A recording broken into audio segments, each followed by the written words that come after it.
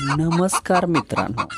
तर हे आहे आपलं पवार ॲग्रो फार्म आणि तुम्ही बघत आहात हे आहेत आपल्या गावरान कोंबड्या आणि आपण ह्यांना अंडे घालण्यासाठी एक जुगाड केलेला आहे. तर हे तुम्ही बघू शकताय पांढरे शुभ्र असे गावरान कोंबडीने अंडे घातलेले आहेत. आपण हे तेलाचे डबे फोडून बांधलेले आहेत तिथं. त्याच्यावरती बसून कोंबड्यांनी अंडी घातलेली आहेत. तर हे बघा आपण त्याच्यामध्ये आतमध्ये तूस टाकलेले आहे आणि त्याच्यावरती कोंबड्या बसत आहेत आपल्या आणि आता तिथं अंडी घातलेली आहेत.